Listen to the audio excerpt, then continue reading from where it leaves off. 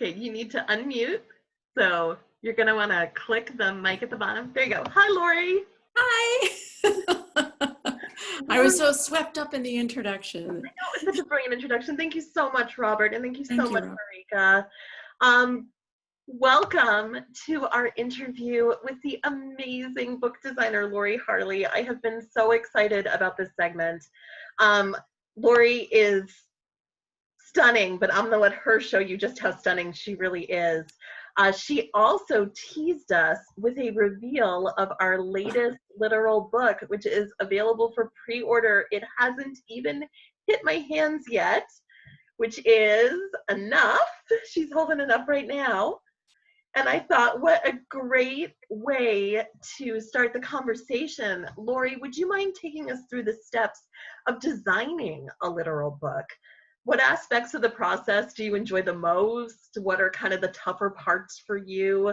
Pull the curtain back for us and tell us a little bit about that. Well, there's so much work that goes on before I even touch it.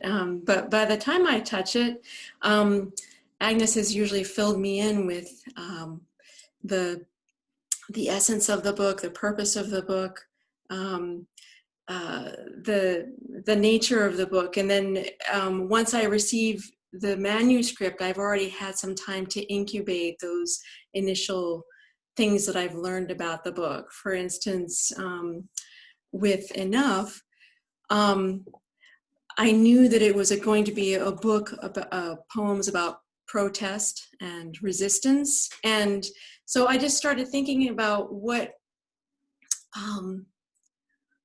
with that halting word, enough, what does that mean? What culminates? What does that word culminate from? Frustration and anger and people finding their power to speak up. Despair. All of these emotions, charged emotions, and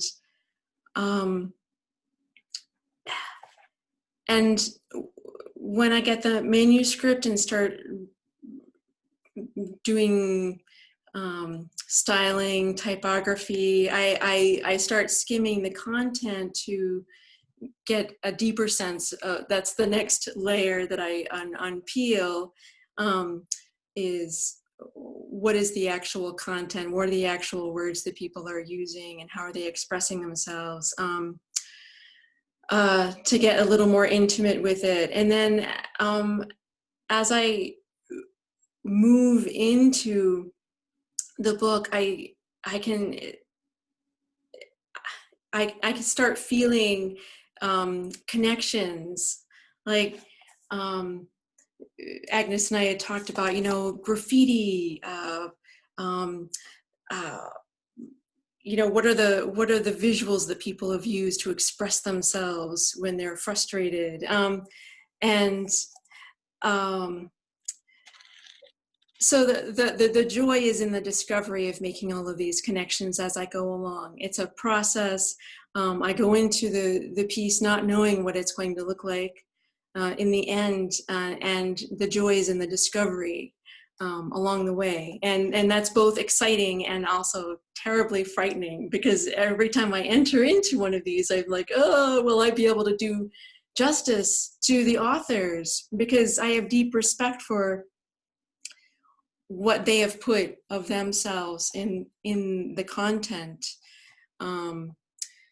And so I want it to sit on the shelf or in the bookstore and invite people in to take the work seriously, as seriously as they've taken it, as seriously as Agnes and Jim have taken it, as seriously as I've taken it.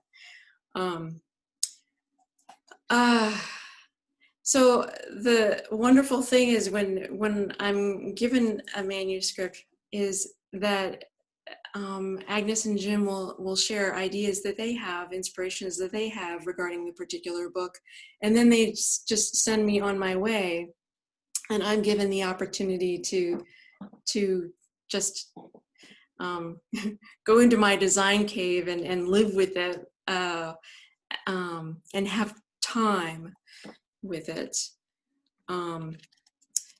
And then show them what I've come up with, and there will be back and forth at that point, feedback as to what I've done. So I find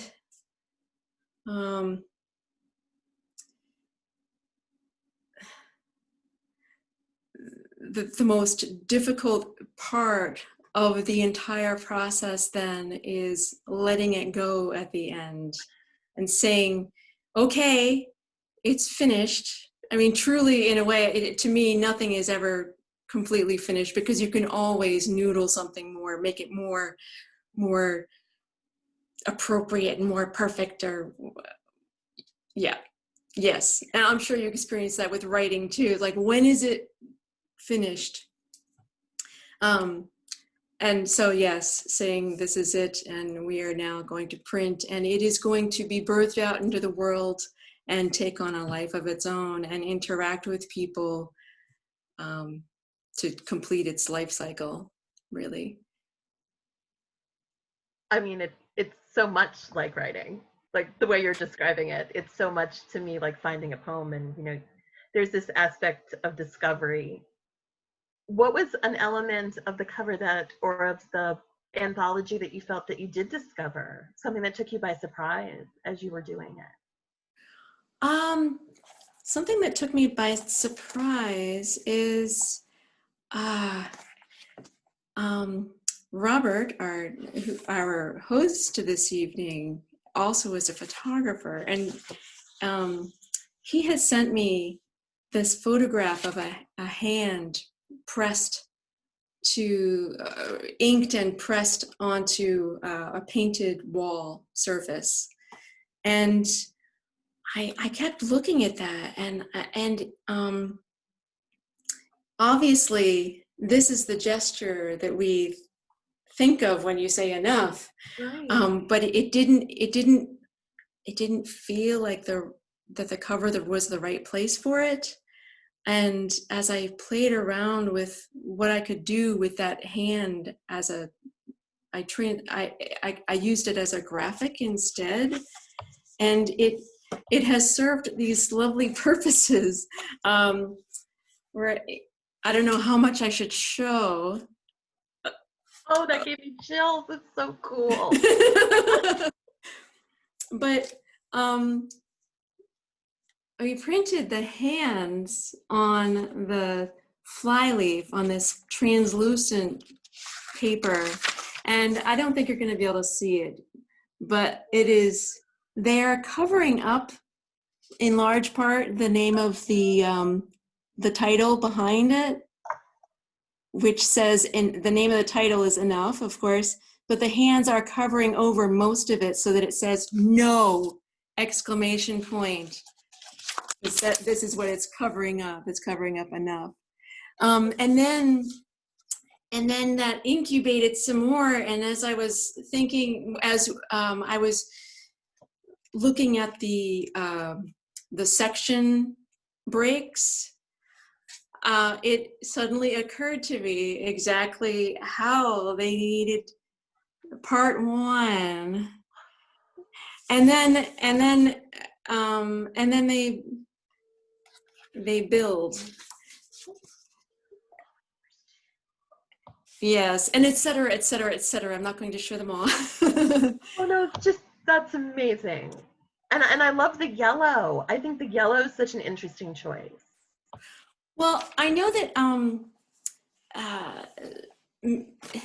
many people, we oftentimes associate yellow with, the sun and cheer, sunshine and sunflowers, but we also, we're very familiar with caution signs and all of that. So, I mean, so it serves those two purposes. And I felt like with the black, it really, to me, it leaned toward that end of things, the cautionary end of things. Yes. You make this sound so effortless. Were there any of these projects that you wrestled with? Were any more difficult than others? Or were they all this like beautiful, organic, like the first time you just kind of, you knew the hands would cover and make no? I mean, was it all that magical, or did you ever have one that was more difficult? Well, I mean, it was not effortless to do that. Definitely not effortless. But I think so far the most difficult book has been A Dangerous New World. And part of that's for a few reasons. For one thing, because its main voices on the climate crisis, it's such a it's a subject which elicits such a visceral reaction to people, for people, and I was keenly aware that the subject matter could be it could be off-putting even. It could repel people, whether they don't want to hear about it or don't want to think about it. Or they're, we're scared of this issue. It's very large and frightening. So it was imperative that the book cover in particular be inviting and warm, even while it attempts to articulate that something isn't quite right here. These watercolors, yes, are dueling. The watercolors, I chose the colors for to suggest the earth and the land and water masses, and how presently those two things are that their barriers are being they're changing. The seas are coming up onto land, and in other cases the water is receding from bodies of water are receding to expose land, and and I wanted to suggest the earth, the globe, by these concentric circles, which are not completely they're not actually concentric. They're overlapping on each other and creating some dissonance. And the color of the text, A Dangerous New World, just get into the neon realm, which was an attempt to further just say things are not quite right here, but please come in and take a look around.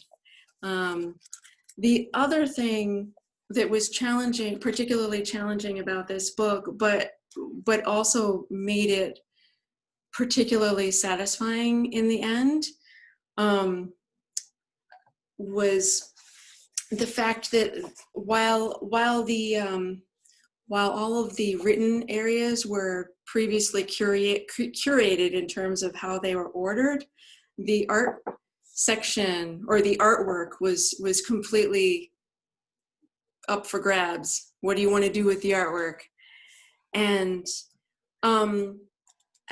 it was daunting at first, because the artwork is an eclectic array of styles and colors, and full of variety. And I was concerned about how it might sit through the book and how it might sit together. Ultimately, it seemed like it needed to hang all together in one section. And one by one, I just started noticing, as I spent more time with the artwork, I just started noticing connections between pairs of artwork, connections either in content or connections in color palette or style. and then just working off of that, and kept going back to then, okay, what is the visual flow of this section, so that each piece of artwork could lend strength to its neighbor, and that they could speak together more strongly than even they could speak on their own. Yes. So in the end, I was really grateful for that puzzle that was very challenging, but I feel like it really came through strongly. You're making me notice connections between those works of art that I didn't notice before.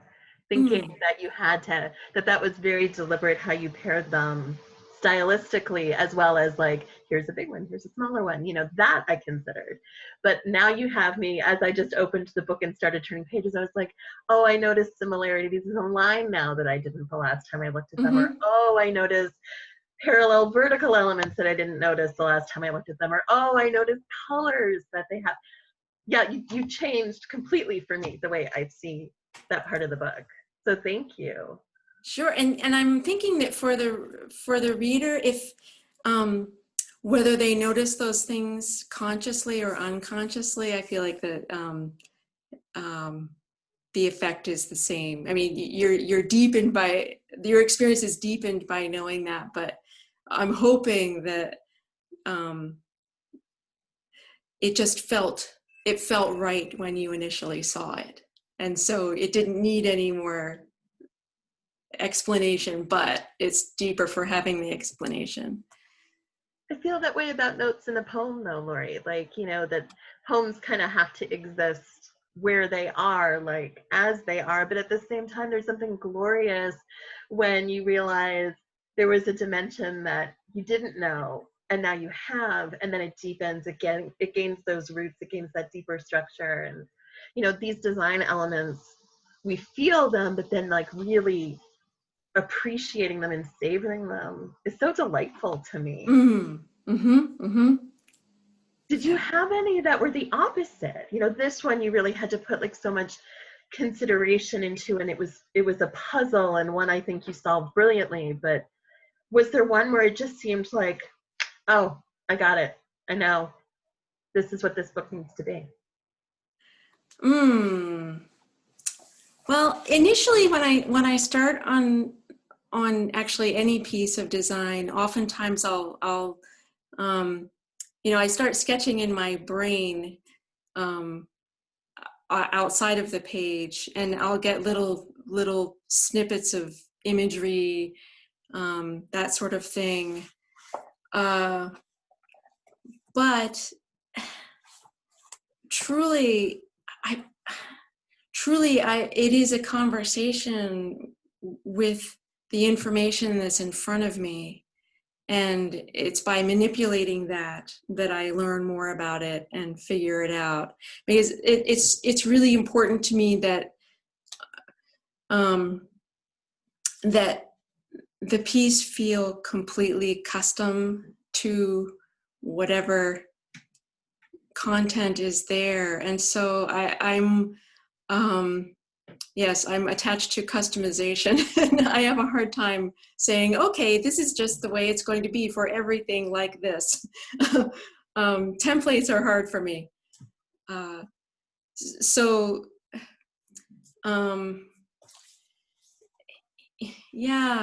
It's the process of discovery, which is so exciting. And even for instance, with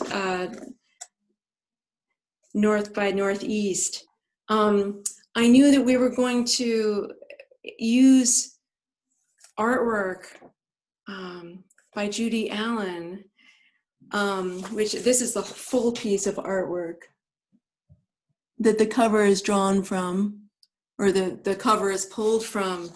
But so we zeroed in on that piece of art that we knew we were going to use for the cover.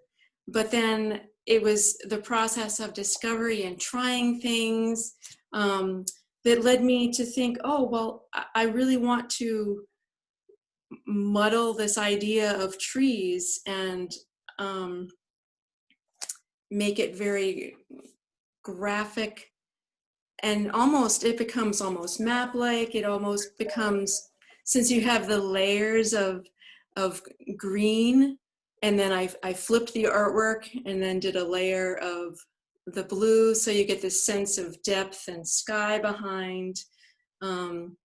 So we have the forested Northeast, but more than that, and then getting excited about wide artwork being able to wrap onto the back of the cover. I just, as a consumer of visual things, I just so appreciate when detail and care is taken in anything. And so to me, I love to experience this sort of thing from other people, where you're just like, oh my goodness, it wraps around. Wow. My favorite part of this wraparound is that you did it vertically. It's north by northeast, right? So that, you know, the message on the back tells the story of the front in like a really beautifully suggestive way, right? That was my delight when I flipped to this book. I loved the back almost more than the front. I was like, it's north. Well, thanks. Well, you know, and that was, and that was not on my radar. I mean, that's not why I did it, but the fact that you took that away from it, that's where, and with poetry too, where you write from a certain place, and then when I read your writing, I bring to it my whole life experience and add my own dimension to it, and that's where your work gets completed. Well, I think that's the magic, right, of art and word and text, and when they exist in communication with each other, and that your design in a book adds a completely different layer to the book, you know, that it functions as artistically as everything else that's in the book, and that we're coming to it with that sensibility, right, and that joy of discovery. Like I was delighted when I turned this book around, you know, it spoke to me. I think Robert wants to give us a small transition break for just a second. Would you be okay if we tossed it back to him? Oh, yeah. For a minute or two? Thank you both. You're doing so great. This is really wonderful.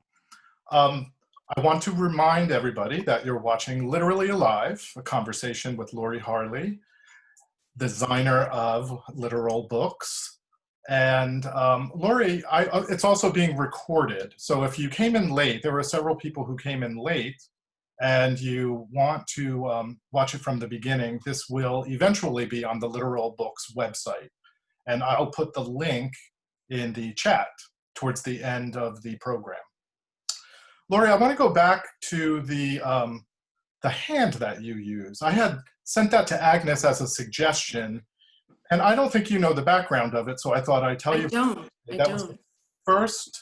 was the first time I saw what you did with it, and your instincts are superb. 1999, I visited West Papua New Guinea, and it was during the independence movement. There's been an independence movement away from West Papua, away from Indonesia for decades.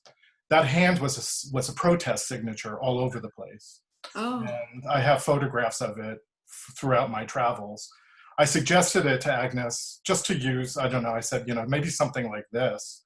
And when she forwarded it to you, I thought maybe you knew what it actually was. So that's actually a photograph that I have on my website. I have it as prints. And thank you, you've done it justice. But I want to go back. We went to school together, didn't we? We sure did. Back when it was the Portland School of Art, and we are both in not industries, but we're both in, you're in graphic design, I'm in photography, and the technology has affected us both. How did it affect you? How you started off with laying things down with a wax machine and ended up with InDesign.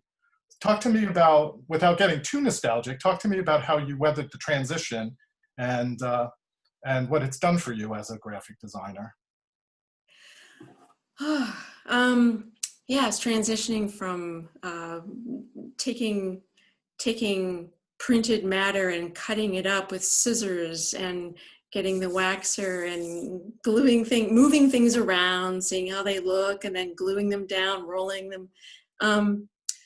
Yeah, and then getting into the computer side of things. We started out in school very much hands-on and weren't even allowed to touch the computer until junior year, for good purpose, I think, of just getting introduced to what are we actually doing here in design before we get into the technology part of it. But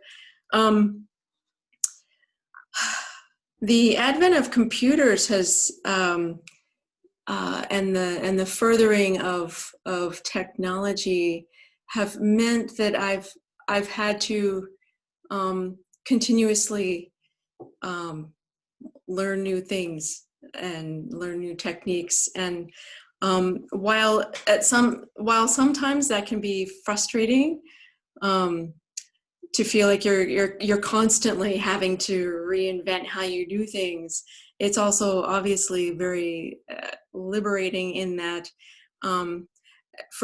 especially for those of us who are a little bit of a control freak, learning Photoshop and not having to send a photo to a printer to get it retouched for simple, straightforward things, and not having to send type out to a service bureau to have it set and printed so you can cut it up, and getting to the point now where, well, to the point for a long time now where I am preparing files from very from soup to nuts. I give the printer a final PDF from which they print, and so I'm able to control so much more of the process and be involved in every step of the way, so that I can see exactly what is happening every step of the way, and not wait for so many intermediaries to provide help and resources to produce the end product. You're not waiting for comps to come back from the courier so that you can send your okay to the printer and this and that, and so the steps in between. So you're able to produce you're faster. Yeah, you cut out for just a second. Yeah, I can produce things faster, and I'm not having to.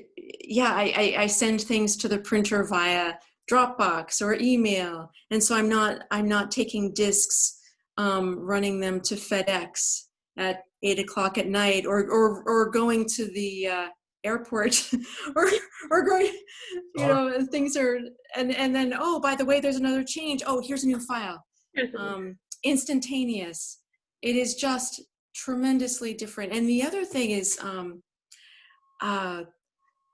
when I first started out, the idea of printing with four color process, like what you see in magazines and newspapers and whatnot, was really expensive. So you'd have to be doing large runs of things to rationalize printing 4-color process. And today we can print 125 books, 4-color process.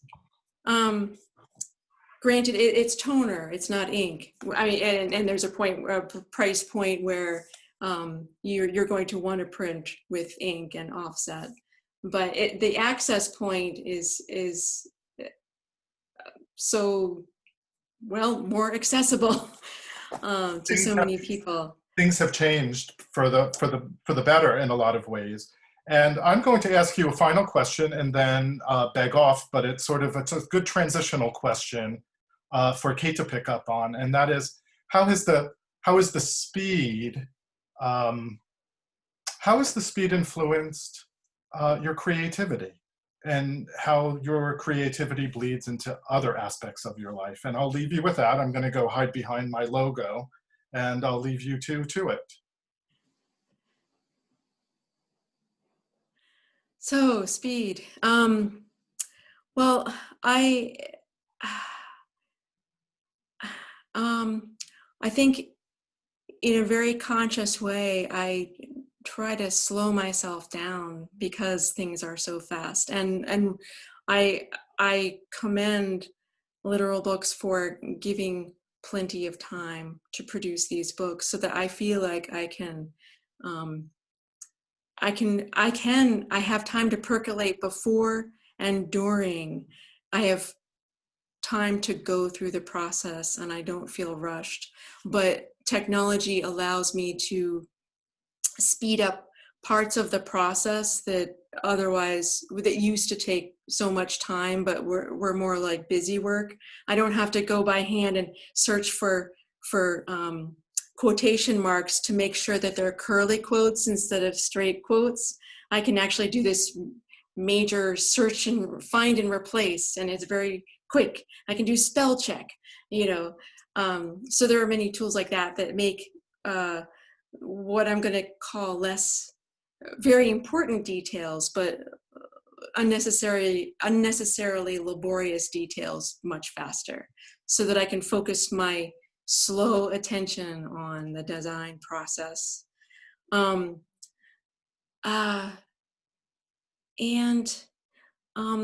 other thing that technology has done, because you can really sketch on the screen, and if you don't want to sketch on a piece of paper, which I highly recommend sketching on a piece of paper, but if you don't want to sketch on this piece of paper, you can zoom way out from your page on the screen and move things without precision, so that you have this sense of that older cut and paste process where you weren't so attached to precision, but you were really just playing with ideas. Yeah, and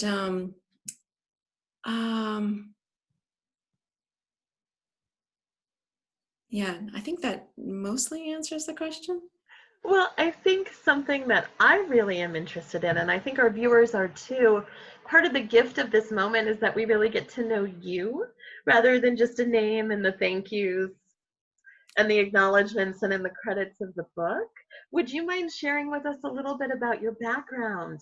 You can pick up on any of this or some of this, but how did you know that graphic design was how you were going to express yourself as an artist? Are you pulled in other directions or different directions or in multiple pathways to art? Have you found ways to combine your other artistic passions with your design work? Would you mind speaking a little bit to that? Sure. Well, I've always been interested in art, but I've also been I had a strong interest in writing and in math and geometry and trigonometry and calculus and psychology. And as I went through school, I started out being very, very focused on art and then trying to get serious, like what am I going to do in college kind of thing. And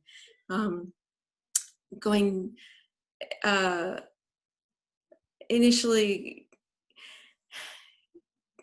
going to the path of psychology, like, no, that's not it. I ultimately discovered that the precision with which I like to do things, and my obsession with detail,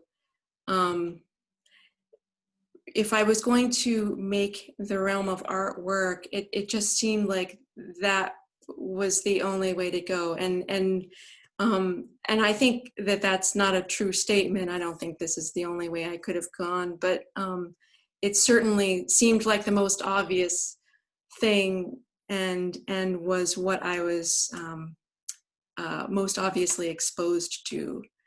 and it seemed like it could marry this this love of language, even if it's working with other people's language, and just being excited about how can we make this language work as well as we can, and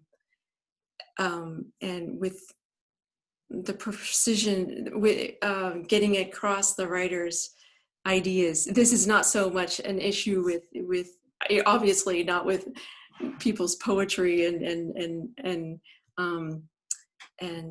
stories, but with, you know, other things that I work on, like brochures and annual reports and things where there's writing and somebody has written this material, and I'm able to chime in about, you know, I'm a consumer of that kind of information and a lover of writing and understanding things, so I can I feel compelled to try and help them get their message out in the most efficient and clear way possible. Well,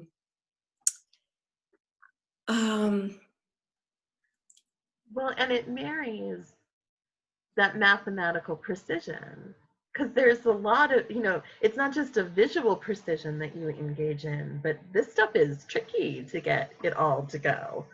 I've only ever really looked on from the sidelines, but it is not easy to get things coherent on a page. Right. There, and so then you get kind of into the psychology also.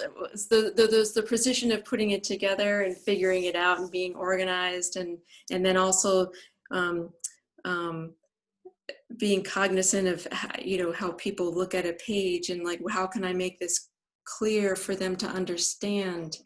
How can I present the information that's going to be accessible and clear? And my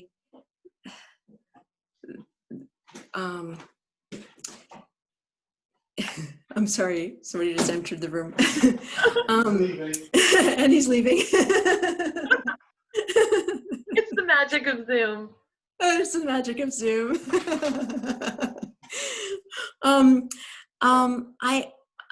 I also find that my interest in math and whatnot has been so instrumental in the technical problem solving of you know, challenges within programs, and now with websites, for example, understanding how things work and being able to manipulate those things and being curious enough about the process to learn how to do a fair amount of it, so that I know better the medium that I'm creating for. Let's see.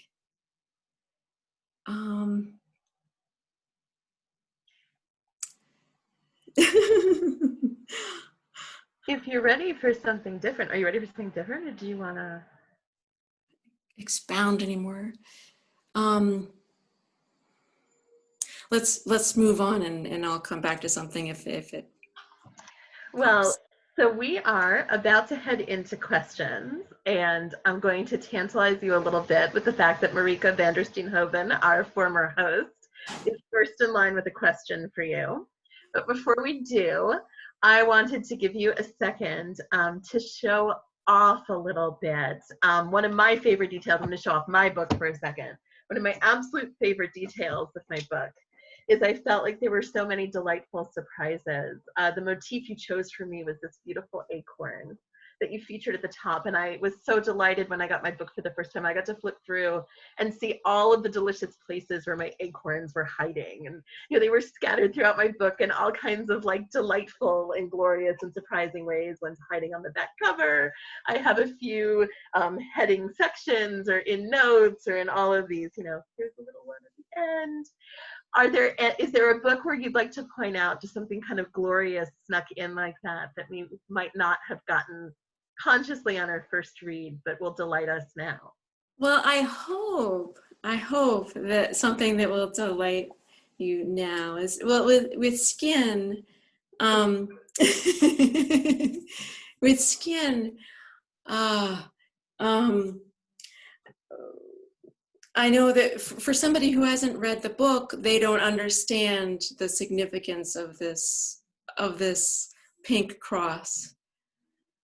And I don't want to give it away for anybody who's not read it, but there is a very specific reason why there is a pink cross here near the cheek. We have the face of the moon, which is also contained in this book. To me, the moon, on my read, the face of the moon is introduced as a character by Kate. So it seemed really important that she be honored on that cover. And I carry that cross through to the inside, which is a photograph of a red bud tree, also which holds significant weight in this book. But here, this same shape, this cross, holds a different meaning. It's in a different context here. Again, I don't know if I should say what it is. You have to read the book and you'll understand, I hope. Go ahead. What's that? Giving you permission. Go ahead. Go ahead, Lori. Okay. Well, this represents a laser beam. Kate had skin cancer on her face. This is a laser beam zeroing in on that. And then here, that cross is now representing a window pane. Because as she received her procedures, she was looking at a projected photograph of a rosebud tree above the treatment table. And it had a pane. It was simulating a pane of looking at a mullioned window. And then, so that's going into the book. And then at the end of the book, and these are translucent end papers. At the end of the book, the red bud tree is whole. It no longer has a pane. She can look directly at it. But the other thing is that we start with the moon with closed eyes.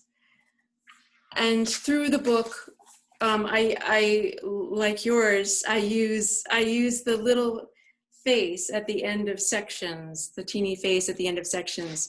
And at the end of the book, the eyes are open. I did not notice the open eyes on the moon. That's fantastic. And arguably, you know, some people may notice, some people may not. Some people, it may take, maybe it takes a while to live with the book or looking at it many times, and then all of a sudden they're like, oh my gosh, I never noticed that. And then this photo with this explosion in the center,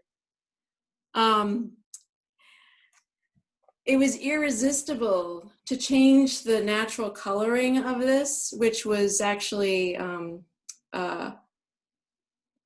red. Yeah, I mean the color of burning stuff. It was red and orange, but I pulled in that exciting pink from the laser on the cover. And of course the pink is also, it's the laser, but it's also, you know, the color came to me really because of the red bud tree also. So it all comes together and all these connections are made. Yeah.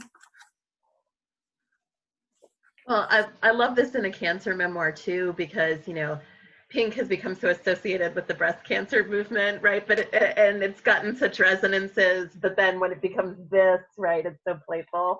And I just got the word from Robert that we've been having way too much fun and we need to move to questions. Okay, sorry. Sorry. We're sorry, Robert. We're so excited. It's so lovely. Make me the bad guy. I just wanted to acknowledge that we've got some great questions. we've got Marika that's up, and then Nancy Walters wants to ask a question. So let's go to Marika. Marika, would you mind unmuting yourself? Hi. Nice to see everyone. Lori, this has been wonderful.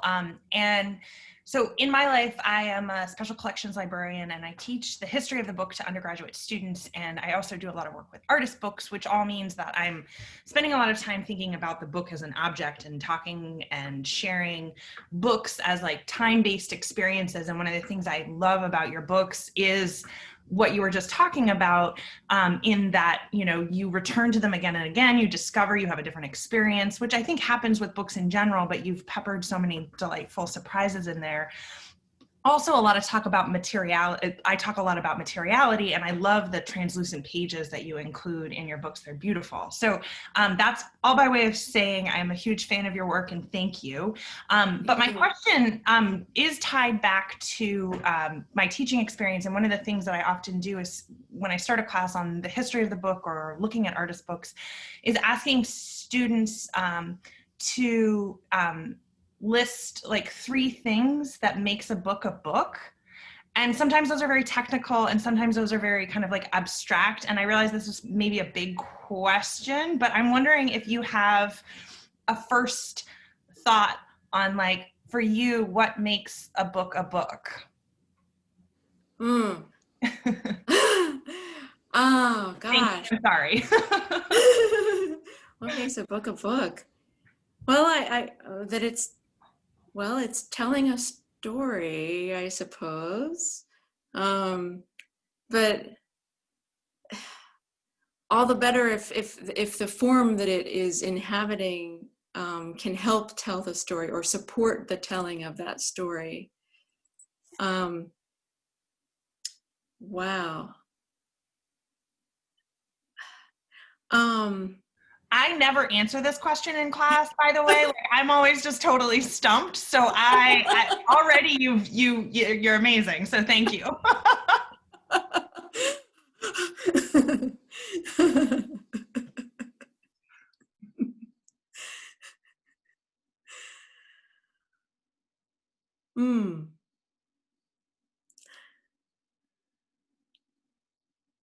So, Lori, since we're about to transition to a few more questions, I just wanted to pop back in and thank you so much for your generosity in talking with us tonight.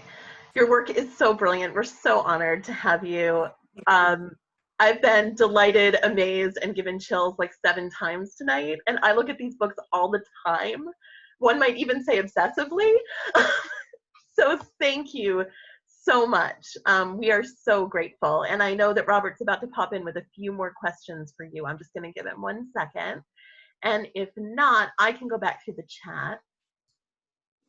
I feel like we could have a whole conversation around Marika's question about the book and book arts and whether or not a book has to contain a narrative, whether or not a book needs to tell a story.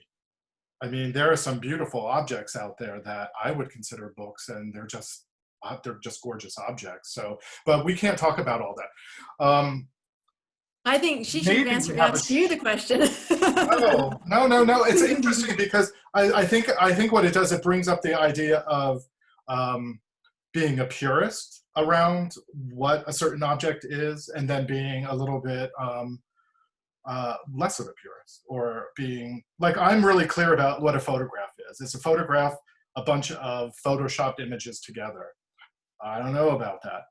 How does that translate to book arts? That's a whole other show. Maybe we'll do that. But Nancy has a question, and I will ask it. Nancy's curious about your choice from all the images, how you chose, well, the lovely ones. I think the question about the tree has been answered, but why the moon face? What was the moon face all about? Did she read the book? Nancy, you're gonna have to read the book. That's a really great transition to maybe a final question. I did read the book. Oh, well then. What I was asking was, as a designer, you have access to, countless moon images, face images, and countless tree images. I forgot the exact name of that tree, but how, as a designer in this day and age, with so much available, do you as a designer hone down your choices and decide which particular ones you're going to work with? Because I too went to art school back in the time when at best you had a limited number of stock images to choose from, and now you have everything. So my question was about, and I did read the book and I thought it was amazing, but my question is more about, as a designer, how did you decide upon those particular images? Right. Well, let's see. From a really practical standpoint, the first place I look is, and Robert, cover your ears. The first place I go is royalty-free stock resources. We're working on a budget, so I try to find what I can for the least amount of money possible. And then, but in terms of how I found these specific images beyond looking in that particular realm of places, I just, I held in my mind this vision of the moon girl that was illustrated for me with Kate's words. And I think that in this case, this is the kind of image that came up in my imagination, maybe just because of the exposure that I've had to moon faces and sun faces. And so when I'm flipping through, I'm doing a search for, moon face, and I'm flipping through the options, I just knew, oh yes, that's it, that's right. And then with the rosebud tree, just knowing that I wanted to include it in this nice vertical orientation, and just wanting to find a photo that had a nice density of pink flowers in this kind of configuration, and just flipping and flipping and flipping and flipping and looking for nice composition and nice coloring and density.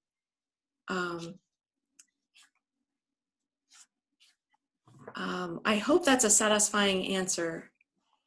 Oh, I think that's a beautiful answer. I think a lovely Perfect. way for us to go is, I was wondering if you would like to give some final thoughts as we close, thinking about what's next for you, what's next for Littoral Books, any closing words that you wanted to say to us about design? Well, I'll answer the second question first. And I know that Littoral Books has a novel coming up next from the brain of Agnes. I'm looking forward to taking that on. I will not announce the title unless she says that's okay. But for myself, I have to say that the way I have approached my design work has been to let things unfold organically, taking one step after the other. I will say that for years and years and years, I was thinking to myself that I would really like to design books. Not only do I just love books, I love their what is the word? They're tactile, it's a sensual experience, and it's something that lingers for a long time. So much a graphic designer designs ends up either in the waste bin or in the recycling bin fairly quickly after it's consumed. hopefully it's consumed in the first place before it's discarded. And I'd been thinking for years that it would be wonderful to design books. So just through no apparent fault of my own, books came to me. And I'm ecstatic about that. So I'm I'm letting my life unfold to a large extent. Thank you so much, Lori. This was brilliant. And Kate, any further questions, Kate? Well, we're out of time. So the real answer is boatloads. But, including, I think maybe a panel on the nature of the book. Thank you so much, everyone, for joining us. And Lori, speaking as one of your authors, we feel blessed. Oh, thank you so much. And I really appreciate the very thoughtful questions that make me reflect in a way that I don't always have to, working by myself in my room. Thank my you office, my studio. Yes. Thank you all for coming. I didn't mean to interrupt, but I'm conscious of time and that we all have an hour of our lives that we've spent with Littorally Alive. And this recording will be on the website soon. Go to literalbooks.com. If you don't know the URL, I'll type it in. oralbooks.com. Bam, hopefully I typed it in correctly. And join us again. The next show will be in November. Check back on the website when we will be reading from Enough. Lori, you want to hold up that book one more time before we sign off? Absolutely. October. Oh, did I say November? October. I meant October. Oh. Yes, check back on the Literal Books website on the Littorally Alive page. We'll be posting the next Littorally Alive. And Lori, thank you very much. Kate, thank you very much. And Agnes, of course, thank you and Jim for making Littoral Books alive. Yes, indeed. Good night, everybody. Congratulations. This was just great. Woo.